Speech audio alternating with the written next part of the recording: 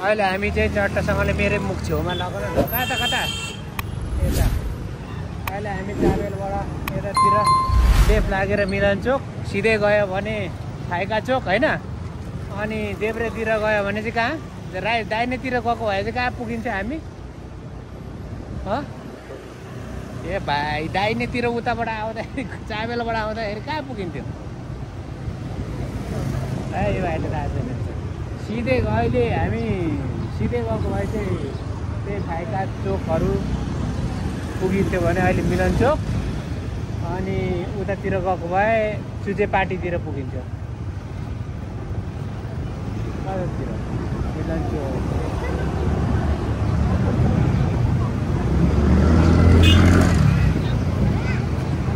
एकदम भिडभाड आज मिलन चोकको फेमस मोमो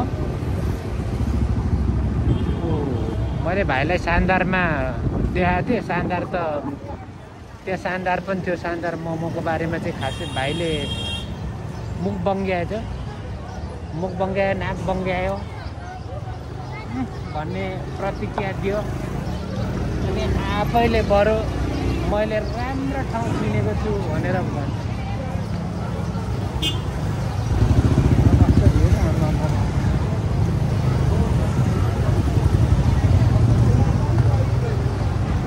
मिलन चोक अहिले हामी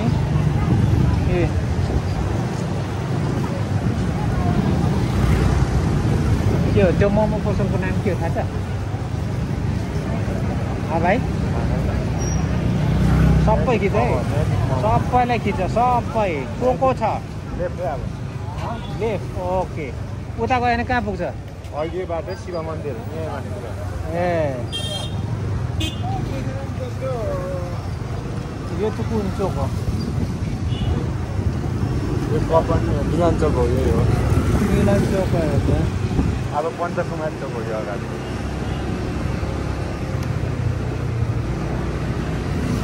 फुटेको सिसा नदेखाउनु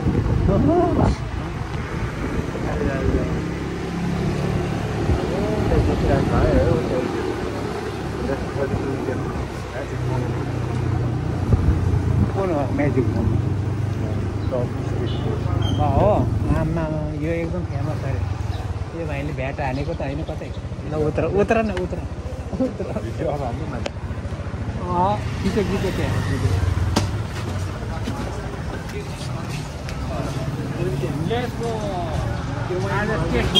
Let's go magic momo. Hindi.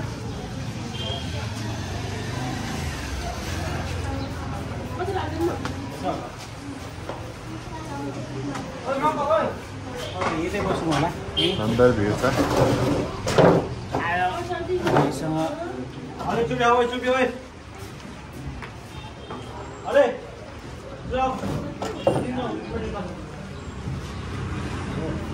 शानदार मोमो त फार्बेटर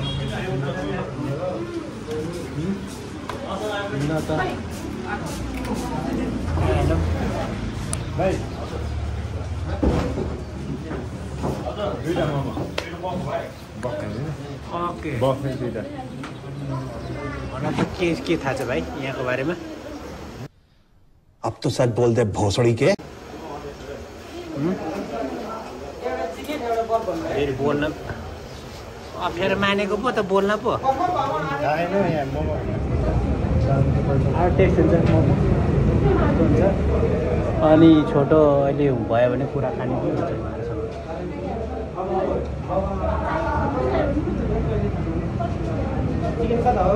यहीँ हालिदिनु चिकन बफ है सम्झिएँ है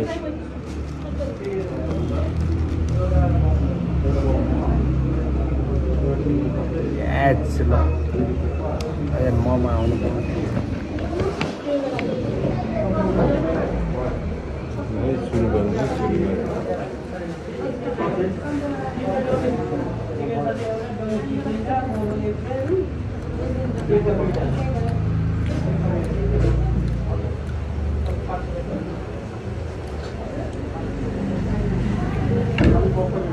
के हो चटनी हो कि कडा यस्तो चस्किलो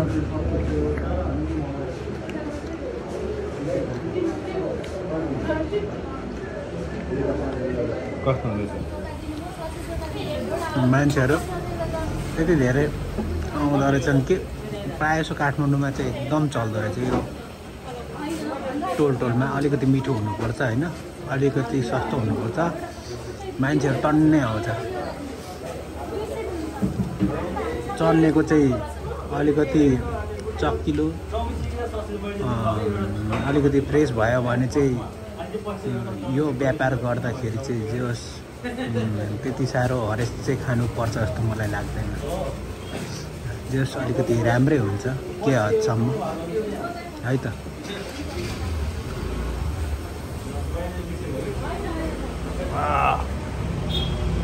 पछाडि पनि छ इटिङ एरिया।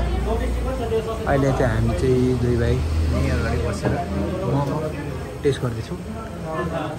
त्यो चाहिँ के हो सर? स्याफेला ए साबो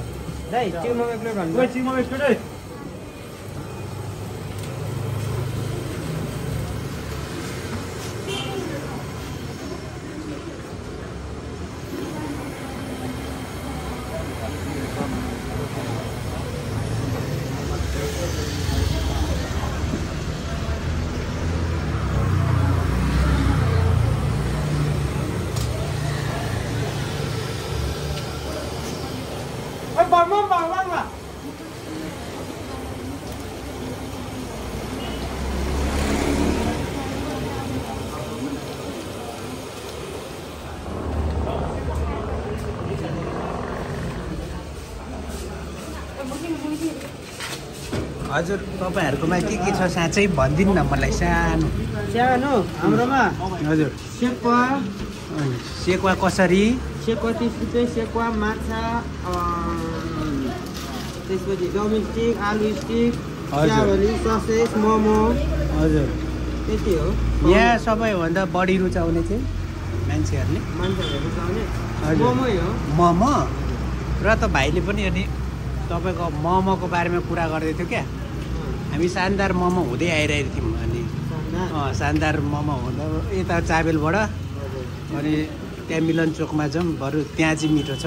शानदार मोमोमा त खाइसकेको, खासै राम्रो छैन भन्न थाल्यो है। लु जाउँ न त, ट्राई गरी हेरौँ भनेको। चक्किलो रहेछ होस् मोमो। मोमो मिठो लाग्यो हजुरलाई? हजुर हाम्रो त्यस्तो राम्रै हो। हजुर चटनी पनि युनिक रहेछ तपाईँहरूको आफ्नै होइन। हजुर नत्र प्रायः जसो बदामको चटनी दिने गर्छ नि त। बदाम युज गर्दैन। त्यो सेकुवा चाहिँ त्यहाँ रहेछ होइन? हजुर सेक्वा माछा, चाउमिन स्टिक, आलु चप, आलु स्टिकहरू स्टिक फुड भन्छ।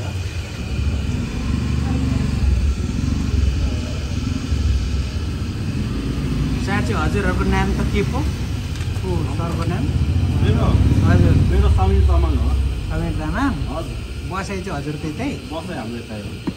कति वर्ष भयो हजुरले यो व्यवसाय सुरु? भयो नि अहिले त 7-8 वर्षै भइसक्यो। यहाँ बस्यो 5 वर्ष भइसक्यो। हजुर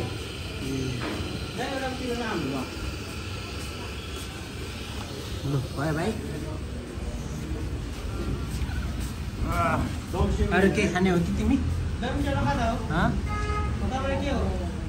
चिकन, एउटा बक मोमो खाइदिएको कति 160।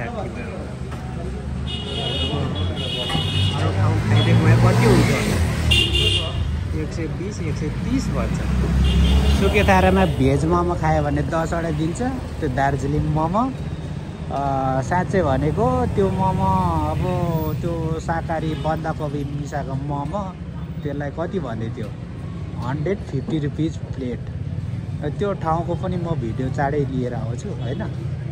त्यो सुकेधाराको दार्जिलिङको हुन त 2-3 वटा ब्रान्च छ अरे, चलेर पपुलर भएर हो। पपुलर भएर नै हो अरे भन्न सुन्नमा आएको होइन। सोधी खोजी गर्दाखेरि चाहिँ त्यो हेरिकन त यो त अब धेरै फार चिप पनि त होइन। कतिपय यसरी फास्टफुडहरू बाहिर यसरी यो यसलाई के भन्छ साँच्चै? गुम्ती भन्छ के भन्छ? होइन यस्तो यस्तो यसमा खोल्नुलाई के भन्छ थाहा छ? ठेलामा त सस्तै हुन्छ। बेस खाना काठमाडौँ चिकन मोमो 80, बफ मोमो 70। चिकन मोमो 80 भयो 80 90 हो 90 हो क्या कति तिर्यौ तिमीले मैले 160 160 90 100 ऊ त्यहाँ 70 बफ मोमो 70 चिकन मोमो 90 लेखिरहेछ त बाहिर त्यही भएर 160 भयो ल त अब धेरै हल्लियो होला चल्ली अब जानुपर्छ कुन बाटो जाने अब तल म लान्छु यताबाट ड्राइभ गर्छु ल तिमी ड्राइभ नगर